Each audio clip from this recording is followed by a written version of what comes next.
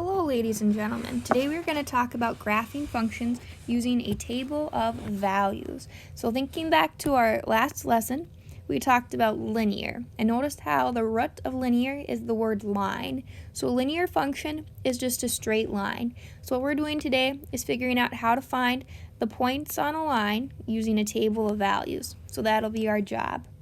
So we want to graph each function using this table of values, and notice how we have all of our x values but we don't have the y values, and so we actually need to be able to find the y values if we're given the x values. And in order to do that, this is what we need to substitute the x values into the equation in order to find the y values. So notice that our equation is y equals x minus 4. So when we say substitute it in, it just means that we're going to take whatever the x value is and replace the x. Remember, for substitute, it means you take something out and you put something else in.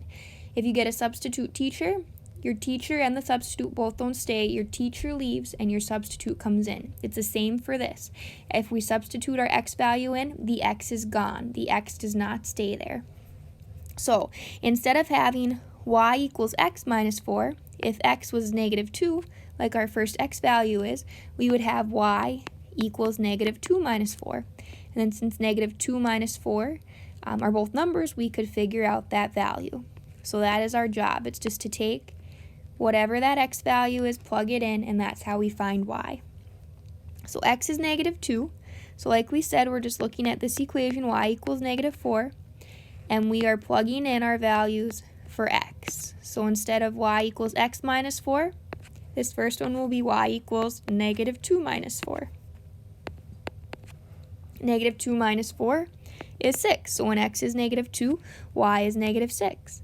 Well, if we want to figure out what happens when x is negative 1, we do the same thing, except we take y, and it'll be equal to negative 1 minus 4. Again, instead of x minus 4, it's negative 1 minus 4.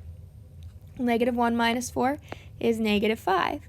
Well, if we want to figure out what happens when x is 0, we take y equals 0 minus 4. And again, notice how we're just plugging in that number for x. That's all we're changing. Everything else in our equation is staying the same. Well, 0 minus 4 is negative 4. When x is 1, we take 1 minus 4, which is negative 3. And when x is 2, we take we take 2 minus 4. And 2 minus 4 is negative 2. So that is how you, when you have a column or when you have a table of x values, you just substitute those values in to find y. Now we have our x and y values. So basically we have this list of ordered pairs, and that is what we are going to graph. So we have the ordered pair negative 2, negative 6. So we're going to start at our origin, and we're going to go to the left 2 and down 6. Well, then we have the point negative 1, negative 5. So again, we start at our origin, go to the left 1 and down 5. Then we have the point 0, negative 4. So we're going to stay on our y-axis but go down 4. Then we have the point 1, negative 3.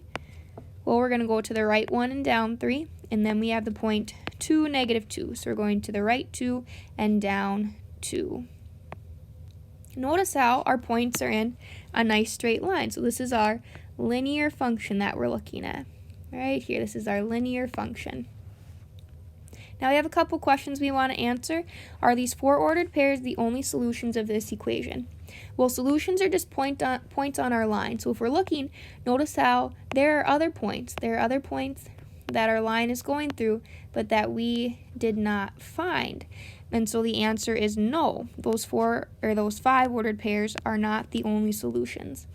Can we name another solution? Well, let's pick this one right here on our x-axis. We have the point 4, 0. That would be another solution. How many solutions do you think there are? Well, notice how our line, it's got these arrows at the end. So that signifies that this line is going to keep going and going forever and ever. So since our line never ends, our number of solution never ends. In other words, we have an infinite number of solutions. And our reason is because our line will go on forever.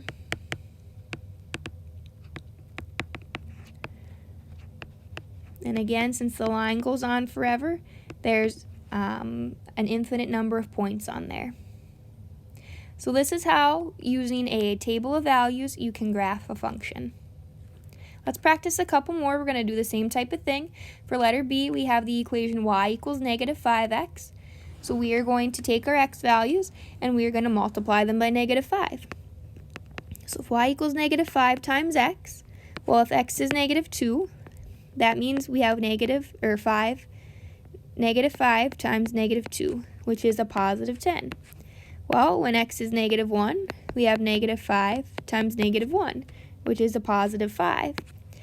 0 times negative 5 is just 0.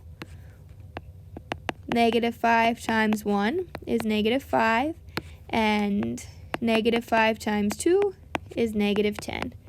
And notice again, we did the same thing. We just took whatever our x value was, we plugged it in for x, and then we did that math. And now we can graph them.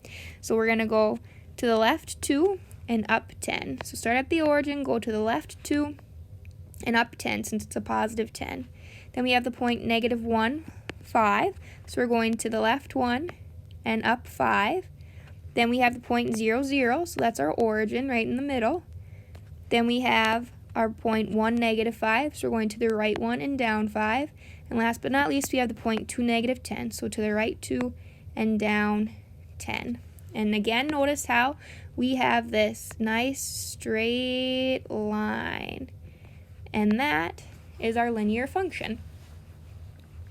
Looking at letter C, again, very similar. We're going to take our x values and substitute them in to find y. Our equation is y equals x. Well, if y equals x, we don't have a lot of math to do here.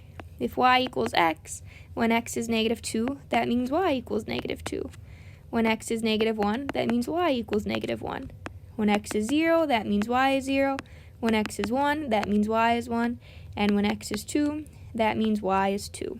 Pretty easy for that one, since we didn't have anything to multiply or add or subtract. And then we have those ordered pairs. So we have the point negative 2, 2.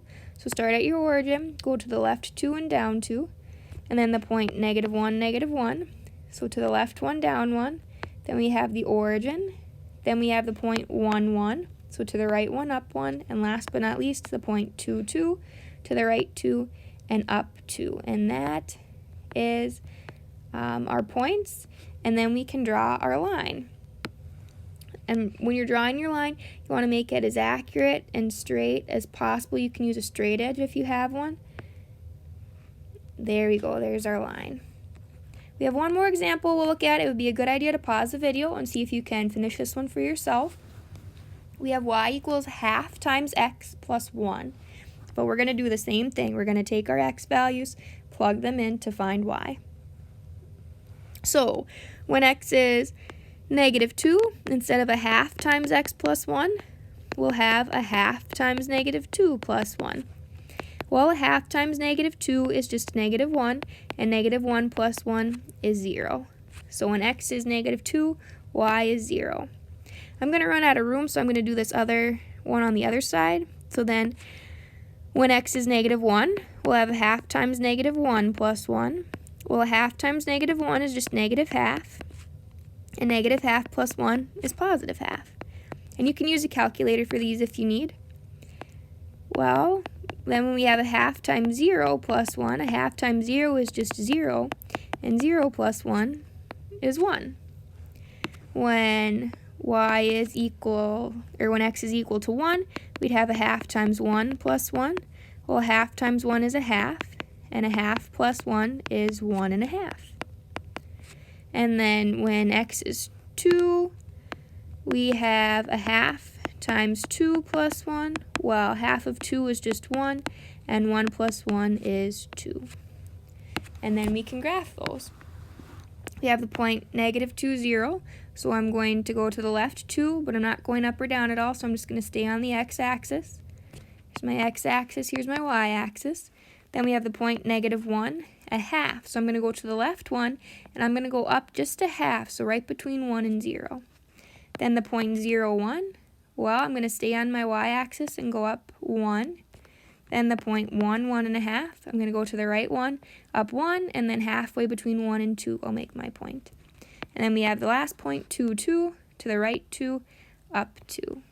So notice that We had to go halfway between some of these lines because our points weren't exactly, right, weren't precisely on a corner, but there is our linear function.